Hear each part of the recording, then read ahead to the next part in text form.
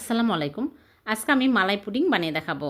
এই গরমে ঠান্ডা ঠান্ডা এরকম মালাই পুডিং হলে খেতে দারুণ মজার। 1 কাপ লিকুইড দুধ, 1 চামচ আগার আগা পাউডার, 2 চামচ চিনি, 2 চামচ গুঁড়া দুধ দিয়ে আমি নেড়েচেড়ে ফুটে উঠলে চুলা থেকে নামিয়ে একটা সার্ভিং ডিশে ঢেলে নরমাল ফ্রিজে রেখে দেবো 10 মিনিট। 10 মিনিট পর আমি বের করে এইরকম করে কেটে নিচ্ছি।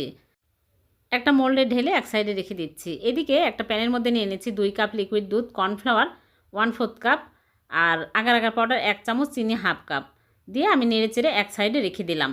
তারপরে চুলে আবার প্যান বসিয়ে 1/4 কাপ চিনি দিয়ে নেড়েচেড়ে ক্যারামেল করে নেব। তারপরে মিশ্রণ দিয়ে দিচ্ছি, দিয়ে আমি নেড়েচেড়ে ঘন করে নেব। এরকম ঘন হয়ে আসলে চুলা থেকে নামিয়ে সাথে সাথে আমি এই মোল্ডের মধ্যে ঢেলে নিচ্ছি, নিয়ে আমি নর্মাল ফ্রিজে রেখে দেবো ঠান্ডা হওয়া পর্যন্ত। ঠান্ডা হলে বের করে কেটে আপনাদেরকে দেখাচ্ছি। হয়ে গেল ভীষণ সুস্বাদু মালাই পুডিং। এভাবে বানিয়ে দেখবেন, খেতে কিন্তু দারুণ মজার হয়।